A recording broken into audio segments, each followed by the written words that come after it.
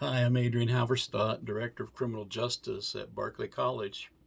I'd like to speak with you over the next few moments about higher law, which is the foundation of our nation. An apparent reality in these days of moral relativism is the slow but secure neglect of the Christian faith. The religious landscape of the United States of America continues to change at a rapid pace. Christianity, referring to Protestants and Catholics, continues to decrease in numbers, whereas the religious knowns, people who do not affiliate with any religion, are rising in number. And we know statistically that their political party of choice is Democrat. The shifting landscape of religion has caused the rule of law and ethics to change in this land. Those who believe that abandoning Christianity will better serve our republic do not consider that such relinquishment could lead to acts of tyranny and mass murder, as it did historically in other countries, namely Germany and Russia. Studies in world history reveal that there is no adequate legal safeguard against a governmental dictatorship without the higher law standards of rightfulness, decency, and cultural mores brought into the framework of our society by Christianity and the authority of the Bible. Citizens who pour scorn on the Christian heritage of the United States should get up to date on American history, because if it were not for the Bible and Christianity, they would not have the liberties and freedoms that they enjoy today. To disavow the very source of these freedoms abandons the higher law of the Bible and gives dominance to the lower law of government. The present climate that features multiculturalism over Christianity in the United States will ultimately end in tyranny if we do not return to the moorings of our foundation. A great historian once said that there is dynamic liberty wherever Christian ideals are generally accepted and their practice sincerely attempted. This person went on to say there is tyranny wherever Christianity has been ignored, rejected, persecuted, or chained to the state.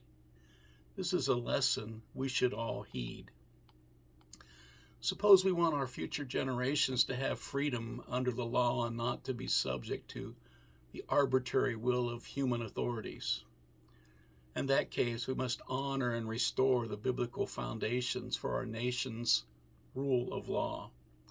Without the higher law found in the Christian Bible, there will be no protection of the individual for their God-given liberties in this country. Law and freedom are inseparable. That is the foundation of Christianity. God has revealed his will, which we call higher law, and placed it above human law, which we call lower law. Equality and liberty are based on God's higher law because man's lower law ebbs and flows with the times. God's law is perfect, it's eternal, and gives life to the soul, the Bible tells us. The role of human government is to uphold citizens' God-given rights and liberties, and to provide services that individuals cannot effectively provide for themselves, such as fire departments, police departments, emergency services, public utilities, roads, military defense, and in international diplomacy.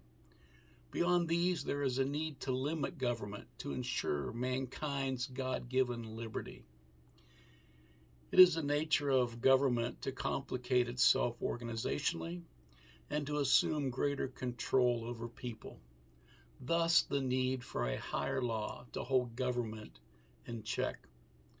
Charles Spurgeon once said that Jesus Christ's religion makes men think, and making men think is always dangerous to those who want to rule over men.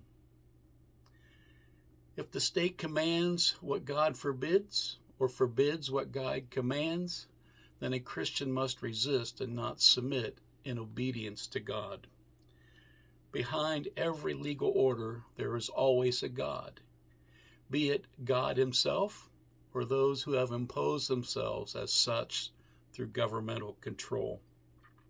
If the government becomes a law, there is no appeal to a higher law and authority. The law of God on which the Constitution of the United States was founded does not change to fit the times, although it's been amended 27 times over the last several hundred years for greater clarity. The Constitution and Bill of Rights are living documents that transcend time and culture. They are precise, concise, adaptable to every situation, and they stand against tyranny. Americans decided years ago that it was far better to risk life and limb for liberty than safely live in bondage. Live free or die. Our fundamental human rights as citizens are revealed by God Himself through the Bible and must remain our nation's common law, the highest law. God bless America.